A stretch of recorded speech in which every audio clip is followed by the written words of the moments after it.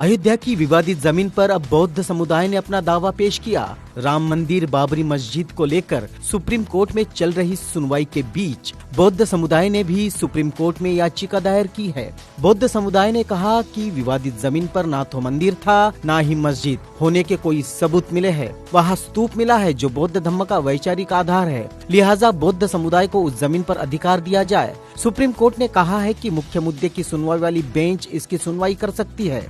सन 1862-63 में archaeological survey of India द्वारा प्रस्तुत की गई रिपोर्ट में अयोध्या में बुद्ध स्तूप होने की बात कही गई थी। अयोध्या का वास्तविक नाम साकेत नगरी था। यह उस वक्त बुद्धिज्म का प्रमुख केंद्र था। इतिहासकार तथा अभ्यासक मानते हैं कि यहाँ स्वयं भगवान बुद्ध ने अपना महत्वपूर्ण समय बिताया। दरअसल अयोध्या में रहने वाले विपिन कुमार मौर्य ने सुप्रीम कोर्ट में इस बारे में याचिका दायर की है। उन्होंने विवादित स्थल पर भारतीय पुरातात्विक सर्वेक्षण विभाग ASI द्वारा 4 बार की जाने वाली खुदाई के आधार पर यह दावा किया है कि विवादित जमीन पर पहले बौद्ध स्थल था। गौरतलब है कि इलाहाबाद हाई कोर्ट की लखनऊ बेंच के आदेश पर ऐसी अंतिम खुदाई साल 2002-2003 में हुई थी।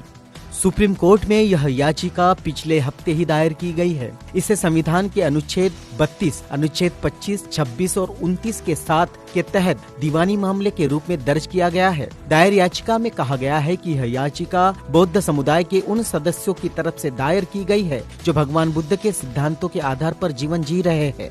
याचिका में दावा किया गया है कि बाबरी मस्जिद के निर्माण से पहले उस जगह पर बौद्ध धर्म से जुड़ा ढांचा था। मौर्य ने अपनी याचिका में कहा है कि ASI की खुदाई से पता चलता है कि वह स्तूप, गोलाकार स्तूप, दीवार और खम्भे भी थे जो किसी बौद्ध विहार की विशेषता होते हैं। मौर्य ने दावा किया है कि जिन 50 गड्ढों की खुदाई हुई है वहाँ किसी भी मंदिर या हिंदू ढांचे के अवशेष नहीं मिले हैं। अयोध्या विवादित स्थल पर मस्जिद से पहले बौद्ध स्तूप हुआ करता था जो बौद्धों का प्रमुख आध्यात्मिक और धार्मिक केंद्र था। बाबर के सेनापति मीर बाकी ने इसे तोड़कर मस्जिद का निर्माण कराया था। विनीत कुमार मौर्य, इन्होंने प्राचीन भारतीय इतिहास पर पोस्ट ग्रेजुएशन किया है। इससे पहले भी इस संदर्भ में 2 याचिकाएं सुप्रीम कोर्ट में दायर की गई थी, लेकिन मेरिट न होने के आधार पर खारिज कर दिया गया था। 2010 में इलाहाबाद हाई कोर्ट ने विवादित स्थल पर बुद्धिस्ट स्तूप के प्रमाण मिलने की बात को माना था। इसी आधार पर विपिन कुमार मौर्य की याचिका को स्वीकार कर लिया गया। अलेक्जेंडर कनिंघम, जिन्होंने भारतीय पुरातत्व विभाग का निर्माण किया था, उन्होंने सबसे पहले 1862-63 में इस पर खुदाई की थी।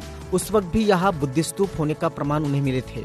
इसके पश्चात 1889-91 में एलॉइट एंटम के नेतृत्व में यहाँ खुदाई हुई। उन्होंने भी इस स्थल पर बुद्धिस्ट स्तूप के दावों को प्रमाणित किया था। आजादी के बाद 1960-70 में भी बनारस हिंदू विश्वविद्यालय के A.K. नारायण, इनके नेतृत्व में उत्खनन हुआ। उन्होंने भी अयोध्या में बुद्धिस्ट नगरी होने का निष्कर्ष प्रस्तुत किया था। 5वीं शताब्दी में अयोध्या साकेत नगरी के रूप में जानी जाती थी। शीर्षस्थ उपन्यासकार कमलेश्वर ने भी सन 2000 में लिखी किताब में ये सिद्ध किया है कि अयोध्या की विवादित जमीन पर कभी मंदिर या मस्जिद नहीं थी। उनके इस उपन्यास को साहित्य अकादमी का पुरस्कार भी मिला है। उपन्यास को नामवर सिंह, विष्णु प्रभाकर, अमृता प्रीतम, राजेंद्र यादव, हिमांशु जोशी और अभिमन्यु अनंत जैसे साहित्यकारों लेखकों ने विश्व उपन्यास कहते हुए उसकी जमकर तारीफ की थी। उस समय करीब करीब हर प्रमुख हिंदी ही नहीं, अंग्रेजी अखबार में भी इसकी समीक्षा छपी थी। ब्यूरो रिपोर्ट, आवाज इंडिया टीवी, अयोध्या। विनीत मौर्य जी ने सुप्रीम कोर्ट में अयोध्या मामले को लेकर के एक याचिका फाइल की है। उस याचिका में प्रेयर किया गया है कि अयोध्या एक बौद्ध स्थली है। आपको पता होगा 2002 और 3 में हिंदू मुस्लिम लोगों ने अपील की थी कि इसको खुदवा के देखा जाए और उसमें जो निकलता है उसके आधार पर निष्कर्ष निकाला जाए। तो खुदाई के दौरान कुछ और ही चीजें मिली हैं जो पूरी की पूरी बौद्ध धर्म से रिलेटेड हैं। सम्राट अशोक की पहचान है, शासनकाल की पहचान है, लेकिन उस पर किसी भी डिपार्टमेंट ने अपना इंटरेस्ट नहीं दिखाया और वो बात वहीं पे दब गई है। इसका रिकॉर्ड हमारे पुरातत्व विभाग के पास अभी भी मौजूद है।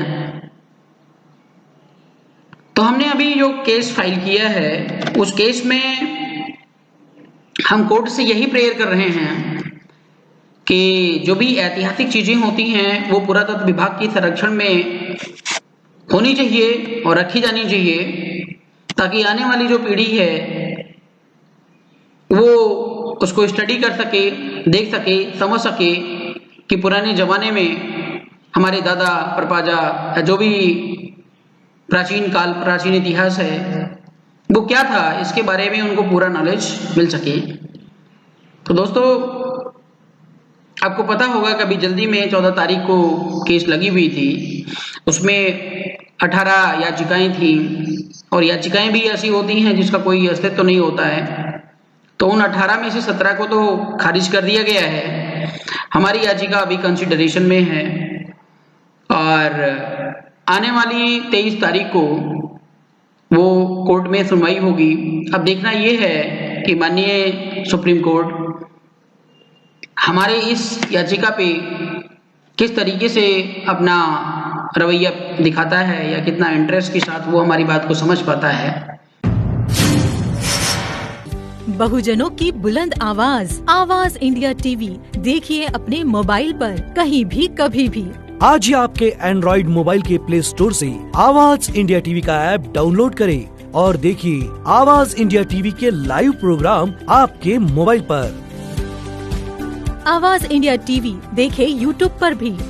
आप हमारे यूट्यूब पेज youtube.com/आवाज इंडिया टीवी पर जाकर हमारे पेज को सब्सक्राइब करें, साथ ही घंटी की बटन दबाएं ताकि हमारे नए वीडियोस आप तक आसानी से पहुंच जाएं। देखते रहे आवाज इंडिया टीवी, बहुजनों की बुलंद आवाज।